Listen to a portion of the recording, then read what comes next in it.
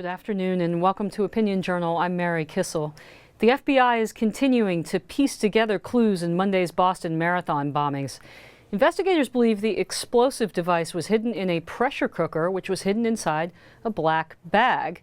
The explosions killed 3, injured more than 175 people. But the evidence hasn't led the FBI to a suspect yet.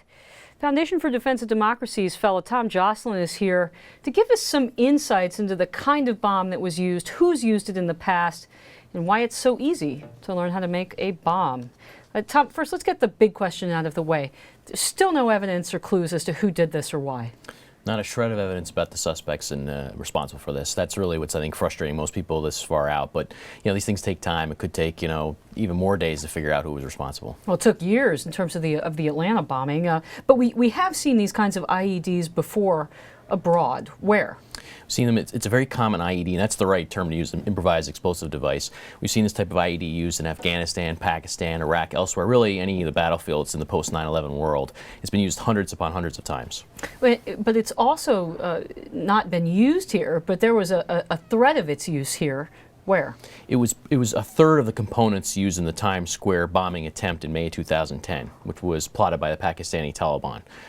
It was basically loaded with about 120 firecrackers and was set off as part of this chain explosion that basically didn't take off. Okay. And why are these bombs so destructive?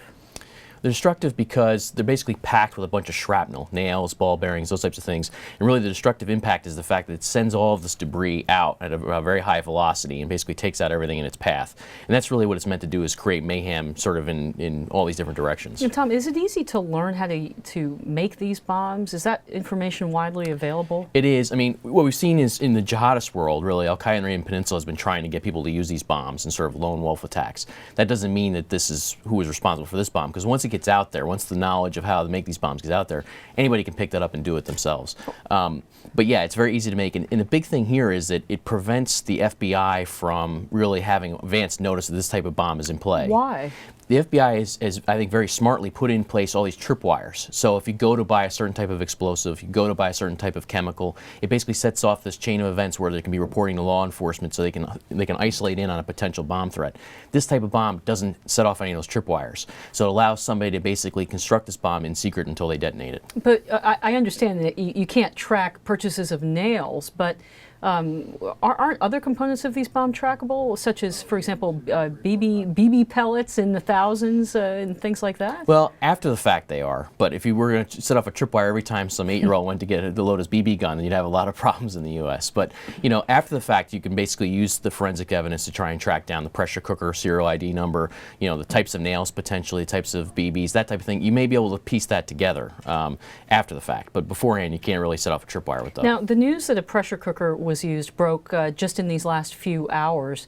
Is it unusual that the FBI has been able to identify the type of bomb and the components in it so quickly, only 48 hours after the original attacks? No, I'd say there really is no usual with any kind of attack, really. I mean, it really is a wide spectrum of things that can happen.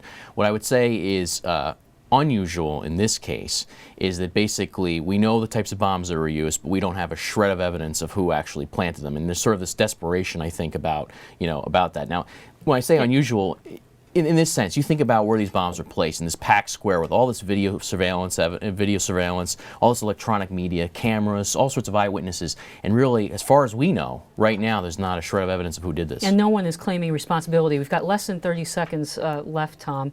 Senator Roger Wicker, President Obama were sent letters today and yesterday that tested positive for ricin. What do you make of that?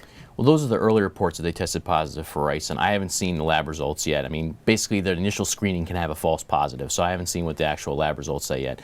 But ricin, again, is another common sort of biotoxin that somebody can make at home, and that others have advocated to make at home and use. And it's clumsy, but it can be lethal. So a common toxin that can be made at home, bombs that we know how to make that are difficult to track.